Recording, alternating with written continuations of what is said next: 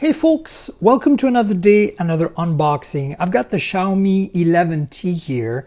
Remember, Xiaomi is no longer naming their phones Mi, so it's not the Mi 11T, it's the Xiaomi 11T. And there you go. That's what the box looks like. As you can see, there's a 108 megapixel camera in here. And so I just wanted to show it to you so we could do an unboxing, right? So there you go. All right, let's open this up. Dun, dun, dun, dun, dun, dun, dun. Nothing here. We got a divider to start with. So let's take a look at that. All right. SIM removal tool, a bunch of paperwork, and a case. Nice. Let's have a look at this paperwork. It says warranty card. We don't care about that. Quick start guide, and there is safety information. So, case, looks like a TPU case, pretty standard fare. I like that Xiaomi keeps including these because, you know, they get you started if you want to protect your phone and they don't age too poorly. They're also very well fit. So, quick start guide. Let's have a quick look here. It's in multiple languages, and here's a quick photo of the phone, how the SIM fits in. I mean, there's really not too much here. This is typical Xiaomi. All right, you came here for the phone, so let's get started with that. That's really what we care about, right? 108 megapixel pro grade camera. Woohoo! So Xiaomi's been doing this a lot, putting these 108 megapixel cameras on their phones, and they're pretty great. Unfortunately, usually at this price point, they have no OIS or anything like that, so it's not like super great, but 120 hertz AMOLED, that's good news. Again, they've been doing this also at very affordable price points, like $250, which is really amazing. It's got a MediaTek Dimensity 1200. That's the same chip we've seen on the OnePlus Nord 2, which is actually a pretty potent chip. So good news. This is like, you know, like a Snapdragon 778 or 780. That's pretty great. 67 watt wired charging. And I can tell you, this is pretty impressive. 5,000 milliamp hour battery. So yeah, let's open this up in a second. Let's see what else is in the box. I presume we're going to get a 67 watt charger. Yes, we are. Check it out. There it is. 67 watt USB-A with that little orange accent. So to get the maximum speed, you need to use this charger with this cable because they match in terms of current. But you can use any standard PD charger or whatever. You just won't get the 67 watt. So USB type A to type C here. You can see the type A right there and the type C right there. Pretty standard issue cable. Again, nothing too crazy here from Xiaomi. So let's have a look at the phone, shall we? So there it is. This is the phone. Let's see, is there an IMEI sticker? Yep. So let's do this. And let's remove that IMEI sticker in the back if we can. Here we go. And there we have it, folks. Ooh, shiny plastic. It's got this chrome gradient, as you can see here. It's pretty impressive. Look at that. So let's walk you through the specs and fire it up. All right, so push the power lock key, and here's the Mi logo. All right, so this screen is 120 hertz AMOLED. We know this already. It's a 1080p display, of course, and it supports HDR10, which is pretty great. Now, it does not have an in-display fingerprint sensor. You'll see in a second as I walk you through the edges that there's a capacitive fingerprint sensor in the power lock key here.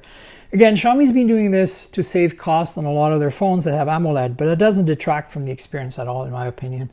I'd rather have that than a rear-mounted fingerprint sensor. So as you can see, it's a nice display. There's not a lot of bezel. I mean, a little more than average for an AMOLED, but not outrageous. It's proportional, which is really nice. The front camera here is a 16 megapixel and a hole punch, 1 micron pixels, and f/2.45. So again, it's a pretty standard parts bin affair here for Xiaomi. They tend to use the same parts on everything. And as we mentioned at the beginning, there's a Dimensity 1200 chip in here from MediaTek, which is a pretty great chip. So in terms of storage and RAM, you've got two configurations. You got 8 gigabytes and 128 gigabytes, and 8 gigabytes and 256 gigabytes. You get choices. UFS 3.1 storage though, that's pretty fast. That's pretty good. That's impressive. So that's some good specs right there. Again, 67 watt charging wired and a 5,000 milliamp hour battery under the hood here. but no wireless charging. You don't expect that on this phone, obviously. A lot of phones at this price point are not going to have wireless charging. So cameras in the back, you know we want to talk about cameras. That's always what we like to talk about on this show.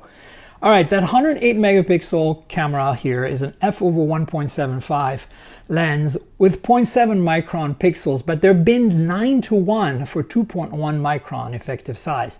So you basically get 12 megapixel photos out of this and 2.1 microns per each pixel, which is going to be very good in low light. So that's pretty good, and I think that's kind of the star of the show here. The rest is not super exciting. There's an 8 megapixel ultra wide, f/2.2, 100-degree field of view, don't know the pixel size, and a 5 megapixel macro camera, f/2.4, and that has autofocus, which is good. This is probably very similar camera to what we've seen on other Xiaomi phones. It's not bad for macro because it has autofocus and it's 5 megapixels, but it's not too spectacular. So you can see there's also a laser autofocus window here and a flash. So, you know, again, this is a pretty decent setup. I think the ultra wide could be a little better than 8 megapixels, but let me walk you through the edges. So as you can see here, there's a volume rocker and that power lock key with an embedded fingerprint sensor. I love that it's not recessed, that it actually sticks out. Again, Xiaomi's been doing this for a bit, and it doesn't feel like you have a fingerprint sensor in this power lock key. It doesn't feel weird.